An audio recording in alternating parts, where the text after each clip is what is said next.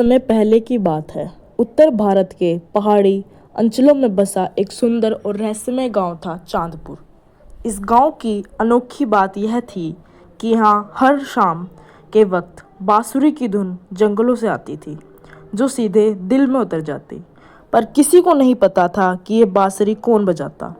लोग कहते थे वह कोई साधारण इंसान नहीं, कोई चमत्कारी आत्मा है। गांव के बड़े बुजुर्ग उसे चमत्कारी बांसुरी वाला कहते थे।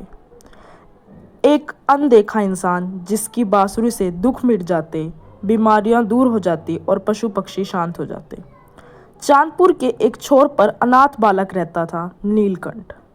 माँ बाप एक महामारी में चल बसे। वह चरवाहा था, गाय चराता, लकड़ी बटोरता और रोज शाम उस बांसुरी की धुन सुनकर वही जंगल में बैठ जाता। एक दिन नीलकंठ ने कहा, मैं भी वैसी ही बांसुरी बजाना सीखूं। पर उसके पास ना बांसुरी थी ना गुरु। एक दिन जब बांसुरी की धुन समाप्त हुई, नीलकंठ ने आवाज लगाई, हे बांसुरी वाले, मुझे अपने जैसा बना लो, मैं तुम्हारा चेला बनना चाहता हूँ। जवाब में केवल एक सरसराहट भरी हवा चली। लेकिन अगले दिन एक चमत्कार हुआ। नीलकंठ को एक चमकती लकड़ी मिली, खुद ब खुद बांसुरी का आकार लिए। उस पर पुराने श्लोक लिखे हुए थे, जिसके मन में स्वार्थ न हो वही इस बांसुरी को जीवित कर सकता है। अगली रात नीलकंठ ने अपने सपने में एक बूढ़े व्यक्ति को देखा, जिसके बाल चांदी जैसे थे और आंखों में गहराई। वह नीलकंठ से बोले, मैं हूँ ऋषि वरुण, तुम्हारे पूर्वजों का संरक्षक। तुम्हें बांसुरी की साधना में दीक्षा दूंगा, पर शर्त है तुम्हें आत्मा की सेवा करनी होगी, ना कि प्रसिद्धि की। सुबह नीलकंठ को उन्होंने तपोवन में बुलाया। वहां जाने पर उसे ऋषि वरुण साक्षात मिले। कई वर्षों तक जंगलों में उनके साथ वह साधना करता रहा। सांसों की लय, प्रकृति की ध्वनि, हृदय की शांति को पहचानना सीखा। ऋषि वरुण ने उसे बताया, यह बांसुरी सामान्य नहीं है, यह नागबंसी बांसुरी है। यह नागराज के वंश से मिली थी। जिस दिन इसका सही उपयोग गलत हाथों में हुआ, तब विनाश होगा। इधर गांव में एक दुष्ट तांत्रिक ने आगमन किया, कपिल तांत्रिक, जो लोगों को अपने जादू से वश में करने लगा। वह बांसुरी की शक्ति जानता था और उसे पाना चाहता था। गांव में बीमारियां फैलने लगी, पशु मरने लगे, नदियों का जल सूखने लगा। तब ऋषि वरुण ने नीलकंठ से कहा, अब समय आ गया है अपनी साधना को परखने का। इस बांसुरी को बजाकर गांव को जीवन दो। नीलकंठ ने पहली बार वह बांसुरी पूरी शक्ति से बजाई। हवा में मधुरता दौड़ उठी, सूखे वृक्ष हरे हो गए, नदी का जल उछलने लगा, बीमारियां मिटने लगी।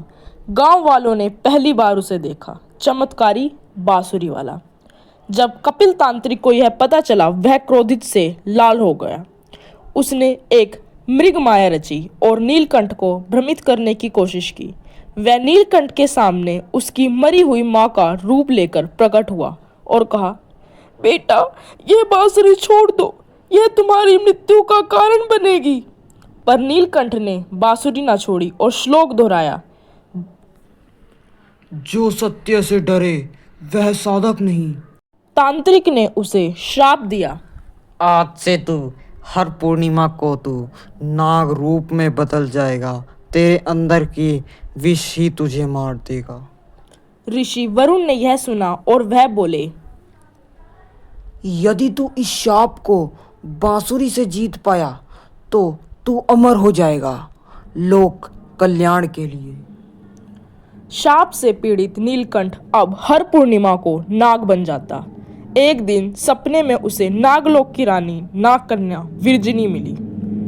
उसने कहा, यह बांसुरी नागवंश की धरोहर है। इसका रहस्य नागराज के मंदिर में छिपा है। तुम्हें वहां जाना होगा।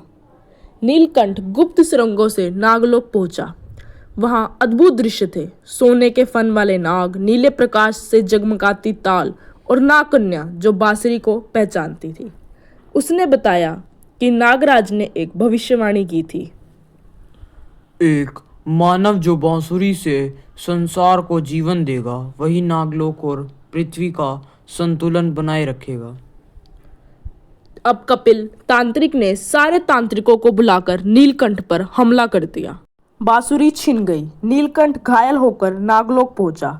नागकन्या और नागराज ने उसका उपचार किया और उसे नागमणि दी, जो बांसुरी की शक्ति को 1000 गुना बढ़ा सकती थी। फिर एक रात पूर्णिमा की वह लौट आया, नाग रूप में चमकता हुआ। बांसुरी और नागमणि को मिलाकर उसने एक ऐसी धुन बजाई जिससे आकाश गूंज उठा। तांत्रिकों की शक्ति जल गई और कपिल तांत्रिक भस्म हो गया। अब गांव फिर से हरा भरा हो गया।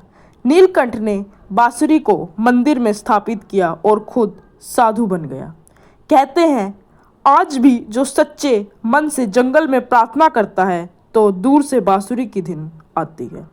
वह अब लोक कथाओं का हिस्सा बन गया। चमत्कारी बांसुरी वाला समय बीतने लगा। मंदिर में रखी हुई बांसुरी एक दिन खुद ब खुद बजने लगी। गांव के लोग भयभीत हो गए। एक साध्वी चिल्लाई, यह बांसुरी किसी और लोक का द्वार खोल रही है। उसी रात नीलकंठ को नागकन्या विरजनी का स्वप्न फिर आया। नीलकंठ, बांसुरी ने एक प्राचीन द्वार खोला है। काल सर्प लोक जाग गया है, तुम्हें वहां जाना होगा। नीलकंठ बांसुरी को उठाकर मंदिर के पीछे बने अदृश्य द्वार से अंदर प्रवेश करता है। वहां सब कुछ उल्टा है। अंधकार, नागों के कंकाल, समय की धारा विपरीत। उसी लोक में एक विशाल सर्प की आंखें चमकी। मैं हूँ कालनाग, नागवंश की सजा। यह वह शक्ति थी जिसे नागराज ने 1000 सालों पहले बंद कर दिया था। बांसुरी अब उल्टी ध्वन निकालने लगी।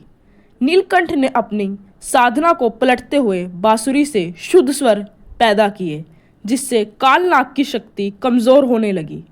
तभी विरजनी प्रकट हुई और बोली, बांसुरी की शक्ति को स्थायी करने के लिए नागवंश की आत्मा की बलि देनी होगी, और मैं वह आत्मा हूँ। नीलकंठ रो पड़ा।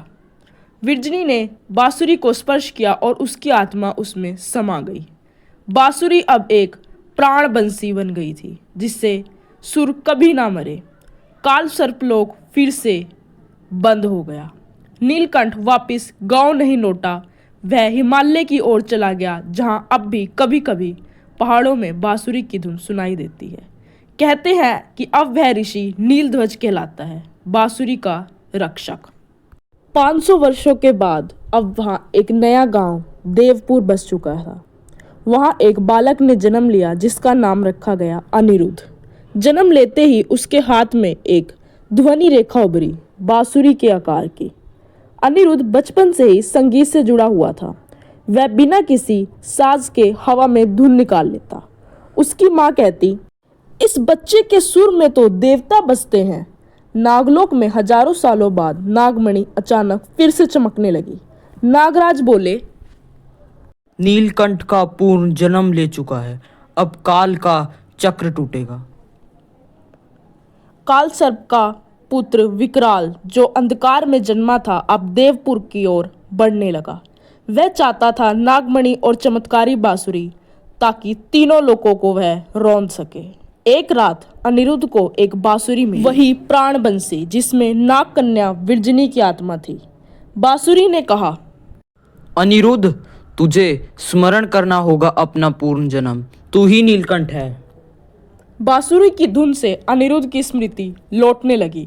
पिछली जिंदगी, नागलोक, बली हुई नागकन्या, सब कुछ। और शुरू हुई एक 21 दिन की साधना, जिसमें सुरों से युद्ध की शक्ति बनाई गई। विकराल ने गांव पर आक्रमण कर दिया। जमीन कांप उठी, आसमान में सर्प लपटने लगे। तभी अनिरुद्ध ने बांसुरी उठाई और सप्त सुरास्त्र की धुन बजाई। बांसुरी की 7वीं धुन के साथ ही विरजनी की आत्मा नवयुवती रूप में जन्मी। एक बार फिर नागकन्या बनकर विकराल को नागपाश में बांध लिया। युद्ध बहुत दिनों तक चला और फिर नागकन्या और अनिरुद्ध की जीत के साथ वह युद्ध समाप्त हुआ। अनिरुद्ध ने बांसुरी को हिमालय की एक गुफा में छुपा दिया। अब वह धुन केवल वही सुन सकता है जिसकी आत्मा शुद्ध और कर्म अच्छे हों। जिसने संगीत को केवल कानों से नहीं, आत्मा से सुना, उसी को चमत्कारी बांसुरी मिलती है। नीलकंठ अब अनिरुद्ध है, अनिरुद्ध अब नीलकंठ है, और बांसुरी अब कालतीत है।